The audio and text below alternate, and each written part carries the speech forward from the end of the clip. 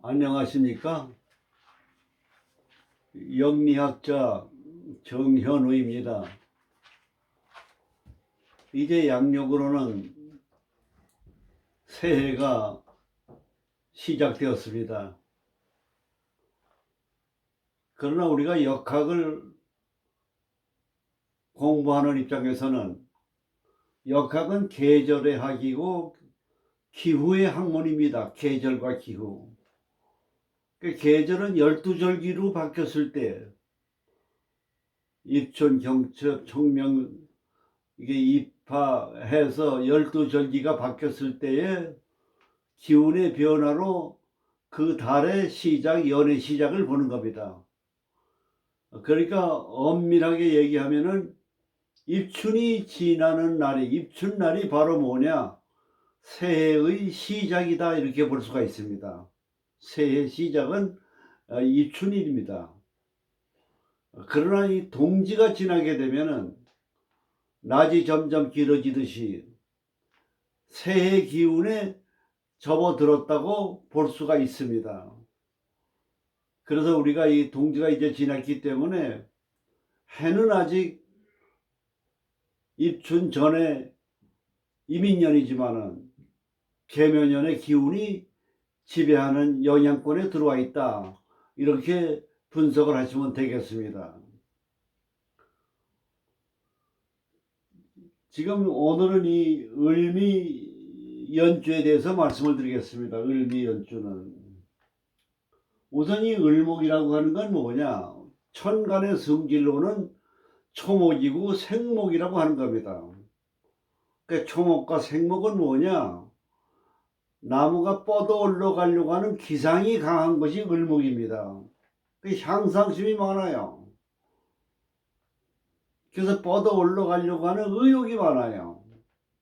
의욕, 향상심과 의욕을 갖고 있습니다. 사람에게는 누구에게나 단점과 장점이 다 있습니다. 그래서 그 사람의 장점을 잘 활용하고 자기의 타고난 팔자의 기운의 적성을 잘 살펴서 자기의 그 기운을 잘 발휘하면은 성공을 할 수가 있는 겁니다. 운이 좋은 사람은 바로 자기의 타고난 팔자를 제대로 알고 성공하게 되는 겁니다. 그래서 을의 날에 태어난 사람은 의욕이 많아요. 반면에 의욕은 뭐냐? 좀 과욕에 흐르는 욕심이 있다, 이렇게 보는 겁니다. 욕심. 욕심이라는 게 지나치면 안 좋지만은 욕심이라는 건 뭐냐? 의욕을 얘기하기 때문에 성공의 바로 마음가짐이다, 이렇게 볼 수가 있습니다. 그리고 을목은 뭐냐? 초목이고 육효점에서는 갑과 을을 청룡이라고 봅니다. 청룡은 뭐냐? 좀 그 낙천적이고 좀 모든 게 긍정적이고 그리고 좀 인생을 엔조이 하려고 하는 유흥에 관심이 많고 또 이성교제도 관심이 많은 그런 호르몬 분비가 잘 되는 그런 특징을 가지고 있습니다. 을이.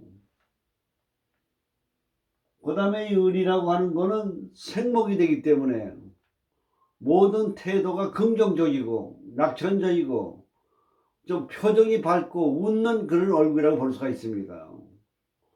웃음에 대한 얘기가 나왔으니까 얘기입니다만은 좋은 기운을 받는 거는 바로 뭐냐? 미소와 웃음과 명랑한 밝은 웃음. 우리가 전화를 걸거나 우리가 인사를 하거나 항상 표정이나 이것이 밝은 표정, 환한 얼굴, 이랬을 때 좋은 기운이 옵니다. 을날에 태어난 사람은 좀 밝은 표정이에요. 환한 얼굴이에요. 좋은 기운을 받는 겁니다. 그런데 이제 욕심이 지나치다가 보면은 성질이 과욕에 흐르다 보면은 분수를 모르는 것이 바로 뭐냐면 요 을미의 을의 날의 특징이다, 이렇게 보시면 되겠습니다. 요 미는 뭐냐? 양띠입니다. 양띠는 바로 우리가 1년 4계절로 말하면 여름의 끝자락이에요. 한 해의 기운이 다 소진했어요. 기운이 약해질 대로 약해졌습니다. 양띠는. 그러니까 내가 약해져 있으니까 내가 이렇게 무기력해 가지고는 사회생활에 내가 무기력해 가지고는 어떻게 살 것이냐 이거예요. 먹고 살기가 힘들 것이다 이거예요. 그래서 그 길을 악착같이 자기의 길을 보충하려고 하는 기운이 바로 양띠입니다. 그래서 양띠는 무슨 일을 하든지 간에 악착 같아요. 직장 생활하든 어디 종업원을 하든 기업을 경영하든 무슨 일을 하든지 간에 악착 같아요. 일이라고 하는 건, 기라고 하는 건 뭐냐? 악착 같은 집념을 가지고 노력할 때 좋은 기운을 받는 겁니다. 좋은 기운을 받아요. 우리 같은 예를 든다면 영업용 택시를 하더라도 자기 직업에 대해서 악착같이 의욕을 갖고 열심히 서비스 정신을 발휘하고 손님에게도 친절하게 하고 여러 가지 자기가 그런 밝은 마음을 갖고 살면은 그러면은 좋은 기운이 오는 거예요. 손님도 골라서 태우죠. 이건 방향이 나쁘다. 이건 좀 장거리로 가야 되는데 단거리다. 그러니까 수입에 좀 안 좋겠다. 이렇게 손님에 따라서 골라서 태우는 그런 기사님은 일이 잘 풀리지가 않아요. 우리가 딱 이 기라고 하는 건 뭐냐? 마음가짐이 베풀고 도와주고 이타심을 가졌을 때 좋은 기운이 오는 겁니다. 좋은 기운. 남을 해를 입히고 남을 공격하고 남을 신고하고 고소하고 이런 성향을 가지고 있는 사람은 평생 운이 오질 않아요. 이타심이라는 게 중요합니다. 그 미라고 하는 건 뭡니까? 목극 도니까 재성이거든요. 일단 을미생들은 뭐냐? 평생 먹을 걱정이 없어요. 의욕이 있지요. 악착같이요.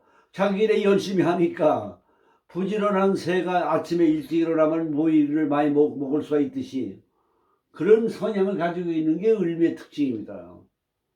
그 을미가 또 백호가 돼요. 좀 약한 백호입니다만은. 그리고 그게 나무의 성질이 있거든요. 그 자기 주장과 고집이 세요. 나의 말을 잘 안 들어요. 그런 어떤 성격의 문제가 있습니다. 자기 주장과 자기 고집, 자기 고정관념. 그러니까 좀 인생으로 말하자면 그 어떤 여러 가지 사회라든지 인간관계라든지 이런 변화에 좀 융통성이 없는 고정관념, 고집이 센 그런 아집을 갖고 있다고 볼 수가 있겠습니다. 그 다음에 여기에 화가 식신 아닙니까? 음식 솜씨가 좋아요. 표현력이 좋아요. 그리고 얽매이는 걸 싫어합니다. 자유분방한 성향을 가지고 있어요. 그 성격은 아주 멋있는 성격이라고 볼 수가 있습니다. 그래서 정화와 을목과 기토라고 하는 이런 암장을 가지고 있는 재물운이 좋은 또 양이니까 활동력도 강하고 그런 성향을 가지고 있다. 이렇게 해석을 하면 되겠습니다. 오늘은 여명사주 하나를 가지고 공부해 보겠습니다.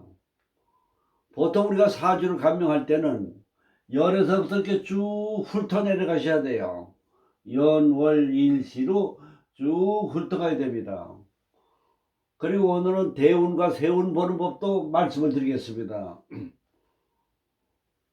우리가 이 연말 연시를 당해서 한 해의 대운의 운세 흐름과 또 세운의 새해 운세의 방향이 어떻게 될 것이냐 하는 것을 궁금하게 생각하시는 분들이 많은 것 같아가지고 연말 연시를 기해서 보통 제가 사주 감명을 받을 때 1인당 10만 원씩 받습니다만은 연휴 기간 동안에는 5만 원에 1인당 복제로 해가지고 사례비로 해서 전화로 상담을 해드릴 그런 말하자면 생각을 갖고 있습니다. 새해 궁금하신 점이 있으면은 전화 문의를 주시면은 성심을 다해서 감명을 해드리겠습니다. 우선 기후생이에요. 기후생은 식신을 깔고 있습니다. 그러니까 평생 먹을 걱정이 없어요. 먹을 걱정이 없다는 건 뭐냐? 생활력이 강하다 그 얘기예요. 우선순위의 가치관은 어디에 두느냐? 먹는 데 둔다 이 말씀이에요. 여기 기후생. 그 전 다 짙어거든요. 탁월한 능력을 가지고 있어요. 임경변이 강하고. 근데 요 닭띠는 뭐냐? 신금에 해당이 됩니다. 신금은 뭡니까? 계절로 말하면 8월이에요. 8월에 해당이 되고 요 신금은 뭐냐면 금의 성질을 가지고 있습니다. 금의 성질은 좀 까칠한 성격이에요. 특히 닭띠는 뭐냐? 경우가 박습니다. 착실하고 모범적이에요. 아주 똑소리가 날 정도로 그렇습니다. 그 대신 남의 경우 없는 게 눈에 잘 띄어요. 눈에 띄니까 자꾸 얘기하고 지적하거든요. 그 구설수가 따르는 겁니다. 그래서 닭띠는 뭐냐면 그걸 조심해야 돼요. 남에 대해서 관대하고 너그럽고 배려해야 하는 마음을 가져야 돼요.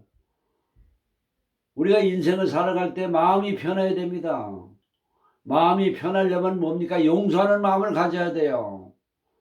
남을 배려하는 마음보다 용서를 해야 돼요. 용서하는 마음을 가지면 내가 편해요. 내가 마음이 스트레스 받는 원인은 뭐냐? 불평과 불만에서 오는 겁니다. 그래서 이 닭띠는 그런 성질을 가지고 있습니다. 그리고 계산적이에요. 이해득실을 무척 따집니다. 그래서 이해득실을 따지다 보면 자기 중심적으로 따지게 돼 있거든요.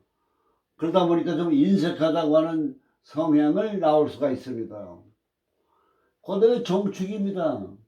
이 정축이라는 건 주로 뭐냐? 부모궁이에요. 부모궁은 주로 뭘 보냐? 직업을 보는 거예요. 우리가 직업을 볼 때 선택할 때 일반적으로 보면은 부모의 영향과 직업이 자기의 진로에 많은 영향을 받습니다. 그래서 의사 집안에서 태어난 사람들은 의사가 많고, 교수 집안에서 태어난 사람이 교수가 많고, 장사하는 사람의 집안에서 태어나면 장사하는 사람이 많고, 연예인의 출신에서 연예인들이 많이 나오듯이 월이라고 하는 건 바로 뭐냐면 직업을 얘기해요. 그리고 사주의 사령관이에요. 엄동선은 축월에 태어났습니다. 그다음에 이거 정축도 백호가 돼요. 그 정화라고 하는 건 뭡니까? 낭만적이고 감상적이고 감정적이에요. 그 식신을 낳았으니까 뭡니까? 표현력이 좋잖아요. 그 다음에 태어난 날이 병하면 태양합니다.